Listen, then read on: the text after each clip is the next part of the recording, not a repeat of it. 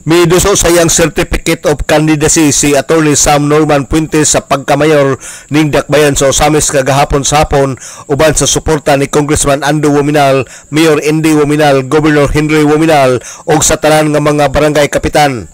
Kauban ni Attorney Sam Puentes si Vice Mayor Bibi Neri nga subling magpapili pagka Vice Mayor ning Dakbayan sa Osamis ubal usab sa napulo ka konsyal nga subli usab nga magpapili karong umaabot nga midterm election sa Mayo 12, 2025.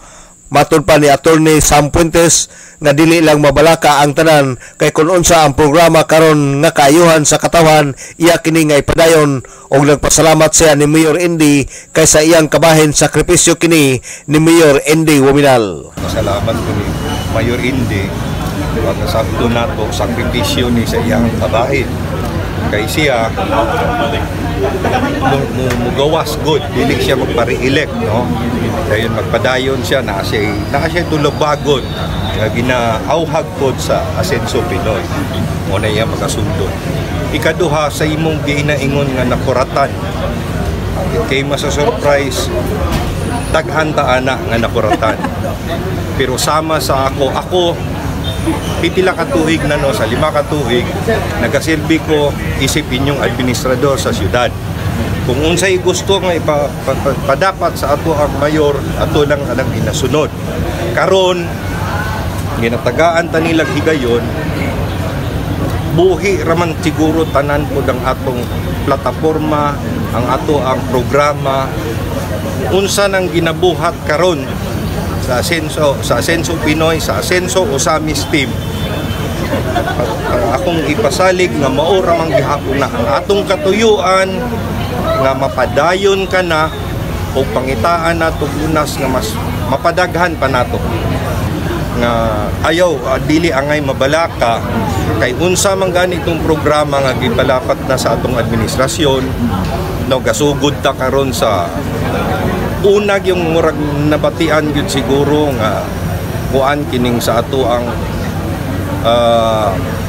pagtabang sa mga dunay na ospital. Gipasabot usab ni Mayor Indy Wominal og iyang gipaniguro nga ang Osamis anaa sa maayong mga kamot og posible nga ang probinsya tulo na ang representative sa Kongreso og dugang nga kalambuan sa Misamis Occidental. First and foremost, I want to assure the people of Osamis that you are in good hands. The City Council, with Vice Mayor Bibi Neri and all the councilors, they will still be part of the team.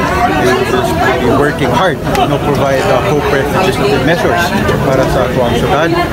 And they will have a strong partner and equally capable mayor manning the executive department in the form of our city administrator. Now, will be vying, who will be taking up the helm as mayor of the city. So they have the right ability, they have the right kapugi, so walay kabalaka dapat ang mga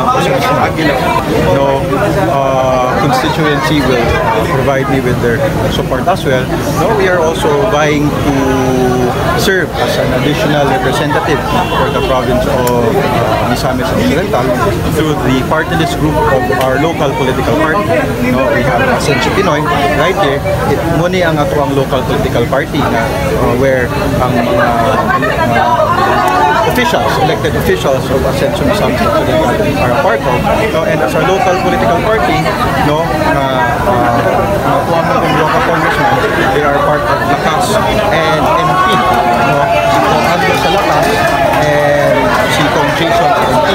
So since they're not part of our local political party, our local political party is entitled to additional representation through the party list. Si Mayor Indy Wominal Jr. Sa laing bahin, mipile na usab si Mayor Sabiniano Bin Kanama sa Dakbayan sa Tanggob na subling magpapili pagka-mayor sa maong Dakbayan kagahapong adlaw sa katapusang adlaw nga gikatakda sa Comelec. Kauban usab niya ang iyang lineup sa Asenso Tanggob nga si Vice Mayor Tito Dicina og sa napulo ka mga konsyales. Sa napulo ka konsyal nga ilang linya, siyam niini ang incumbent og usa ang bag-o nga magpapili. Matud pa ni Vice Mayor Tito Disina nga mga proyekto nga ilang nasugdan ni Mayor Ben Canava ila kini nga ipadayon. Ang karon na gabalik gyapon no isip Vice Mayor sa Dakbayan sa Tanggob. Una sa tanan ang team Asenso Tanggob, doon na naman may nangahanay nga programa no. Although makita naman ninyo kay ongoing naman karon mga projects, programs nato dire sa Dakbayan sa Tanggob. So among mapadayon una ang social services nga din mao nay number 1 no. Number 1 nga programa sa Dakbayan sa Tanggob pinanguluhan ni Mayor Ben, din mapadayon nato na siya. Kaduha pag-open sa tulay, so daghan pag mga programa nga din na prepare na andam sa atong Dakbayan. So in terms of legislation, ang sangguniang panglungsod uban nato din nagsuporta kami niana sa Executive Department pinanguluhan ni Mayor Ben. Si Vice Mayor Tito Disina sa Tanggob City, usa nga nag-una nga programa sa Dakbayan sa Tanggob ang social services na ila kini nga ipadayon. Alang sa DXDD Radio Kampana, ang radyo sa simbahan, WD45 Dudong Barcaminto, Danag sa Dakbayan.